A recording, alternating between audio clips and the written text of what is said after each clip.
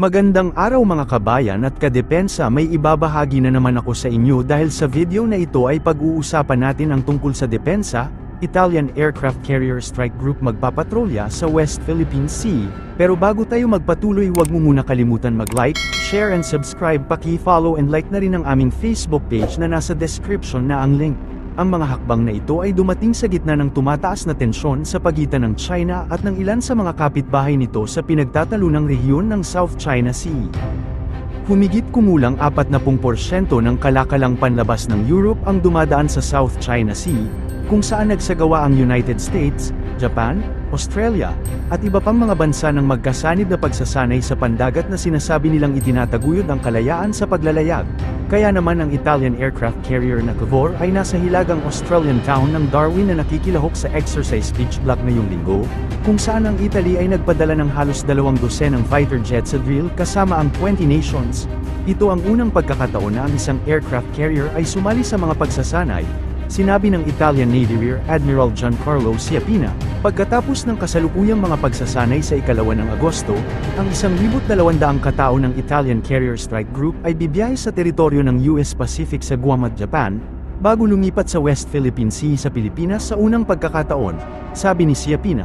Sinabi ni Schiappina na ang kanyang strike group ay hindi nagplano na magsagawa ng anumang kalayaan sa mga operasyon sa pag-navigate. Sinabi ni Schiappina na ang unang pag-deploy ng Italian Navy sa Indo-Pacific ay nagpabuti ng pagsasanay nito at nagbigay ng mas mahusay na pag-unawa sa rehiyon. Bagaman ang deployment ay hindi isang inisyatiba ng NATO, ang Italy ay nakipag-ugnayan sa French Navy at Britain's Royal Navy na magpapadala ng mga barko sa rehiyon sa sumunod na taon. Malaki ang papel na gagampanan ng Balabac Military Runway sa Palawan para sa pambansang seguridad lalo na sa bahagi ng West Philippine Sea. Ito ang binigyang diin ni Pangulong Ferdinand Marcos Jr., kasunod ng kanyang pagbisita sa Palawan at namahaji ng tulong sa mga residente ng Palawan at Marinduque.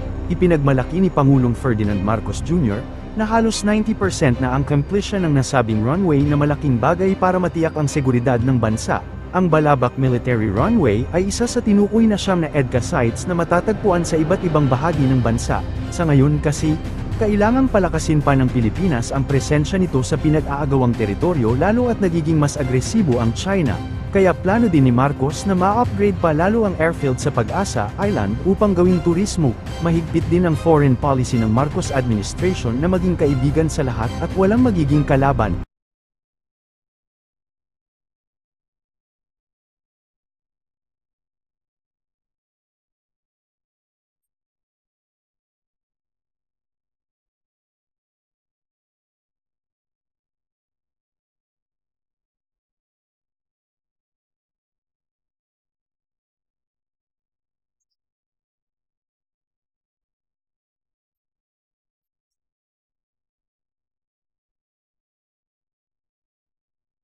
I-follow at like muna ng aming page na nasa description na ang link. Huwag mo na rin kalimutan mag-like, share, and subscribe. Pindutin mo na rin ang bell para updated kayo sa aking mga video.